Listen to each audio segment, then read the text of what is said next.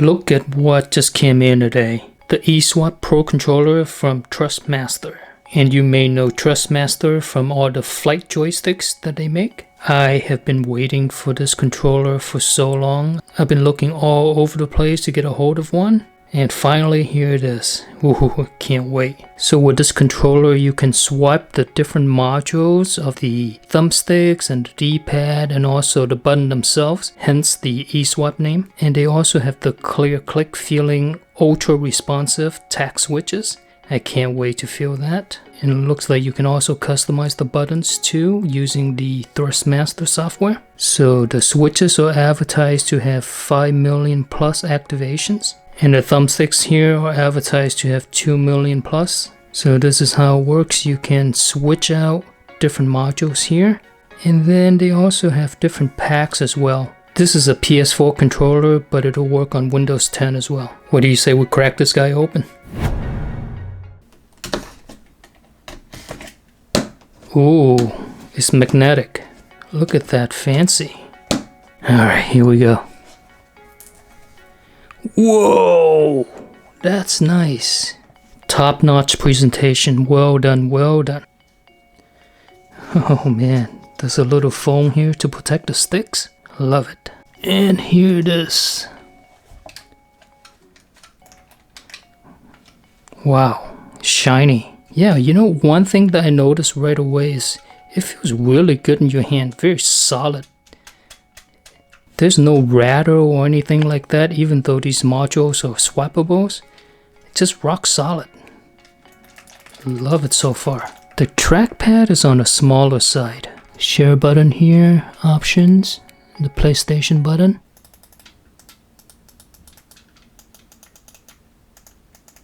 So the switches that they use here are just like a mouse switch.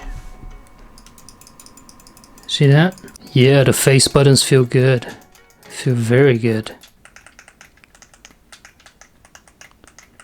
Okay, alright. The D-pad has the same feel as these face buttons do. Yeah, you know, oftentimes in a lot of controllers, the face buttons and the D-pad, they have different types of switches. It's as if they treat the D-pad as like a second citizen, you know what I mean? But for fighting game players, the D-pad is just as important as the face buttons, if not more important, right? I do like the fact that this D-pad here is on the smaller side. The D-pad on the PS5 here is just gigantic. It's too big. On this controller, it's a lot more manageable, right? It's not small by any means, but it's very manageable.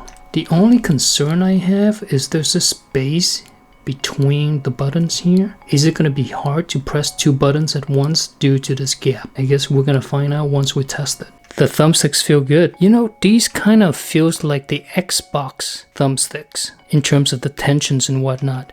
So it's a little loose. It's not too heavy. The trigger feel nice.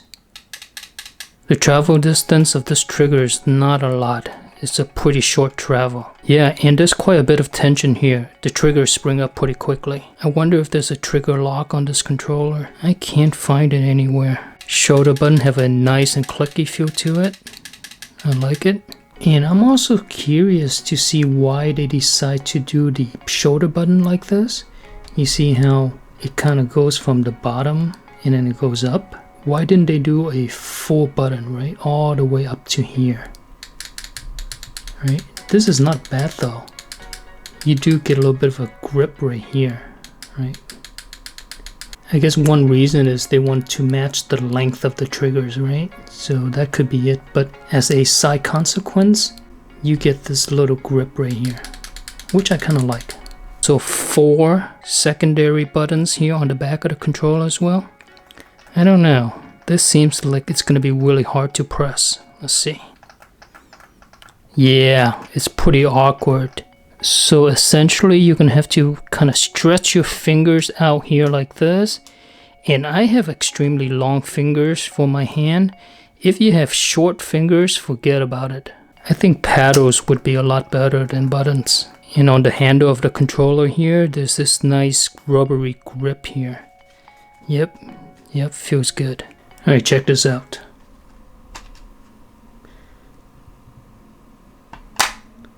How freaking cool is that?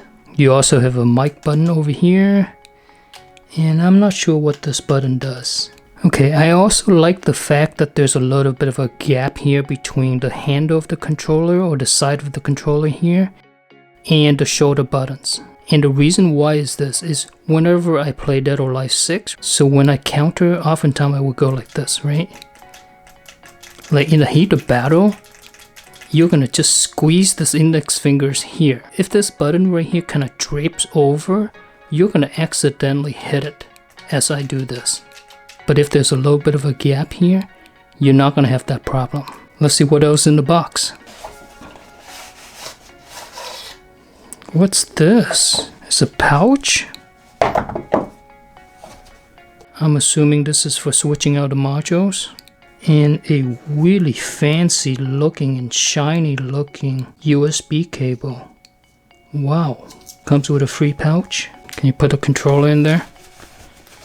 Yes. This pouch is for you to carry your controller around. How cool is that? Check out the material of this inner box here. Look at this. It's kind of like opening like some sort of jewelry, you know? Oh my god. And then we got some documentations here. What do you say we plug this bad boy in and take it for a spin? So after downloading the program and then also updating the firmware as well, you're gonna get to this page right here, right? And then you're gonna have two profiles to choose from. And on this tab here, you can remap whichever buttons to whatever button you want. And on this page, you can adjust the thumbstick sensitivity and also dead zones as well for both sticks. On the triggers tab, you can adjust the dead zones of each of the triggers. And you also have adjustabilities of the vibration strengths. So the software seems to be really easy to use and comprehensive. I like the way they lay it out like this. It's nice.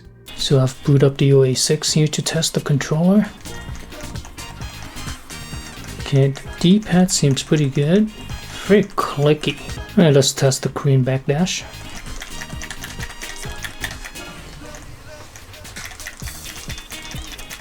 So my fear of this gap is actually justified because this gap here makes the two buttons really far. So your thumb have to slide from this button all the way up to this button, a pretty long distance. You can't just go back and forth like this like I normally do. I mean, it's doable, but it takes some effort.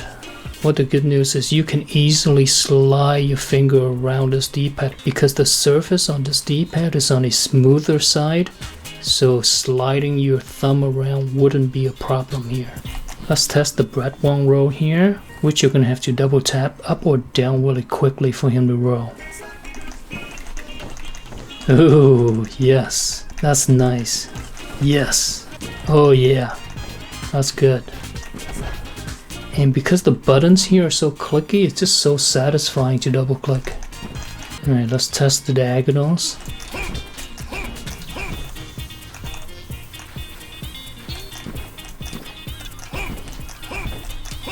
Okay, again, so because of this gap here, the buttons are pretty far apart. So you gotta be really careful and make sure you hit both buttons at the same times, right? Because if you just go like this, you're gonna only hit back, right? And then Brett Wong's gonna do this. I think initially getting used to this gap right here, you're gonna make some mistakes. But over time, I feel like this is something that you can adjust to.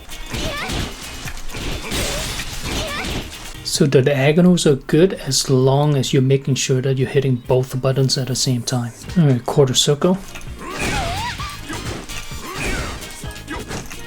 Oh yes, I like that. Yep, alright, semicircle.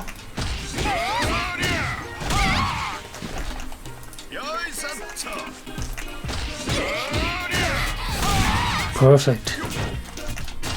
No problem whatsoever. Alright, let's try a full combo.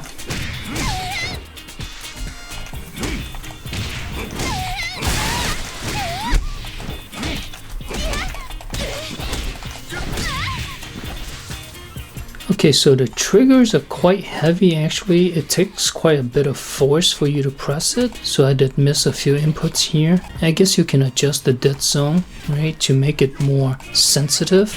which is kind of strange because everything else is so easy and tactile to press, and the triggers here are quite heavy. So when you're pressing the trigger, make sure you press it pretty hard, because with a soft touch, you're gonna miss your input. But again, I think over time you'll get used to it. Alright, initial impressions. This is a rock solid controller. Really the only problem, actually there's two things. The gap here on the D-pad, this D-pad suffers from the same problems that I have with the PS5 and the PS4 D-pad. But with time, you can actually get used to it, and then whenever you press the diagonal, just make sure that you're pressing 2 buttons at once. And this is a little easier because this D-pad is a little smaller. And the other thing to get used to is the triggers. This is a heavy trigger. So if you're used to the PlayStation or the Xbox triggers, you're gonna need to put some force into this whenever you use the trigger. But I love the fact that the D-pad actually uses the same switches as the face buttons. I think that's the first time I've seen that on a controller. And as a whole,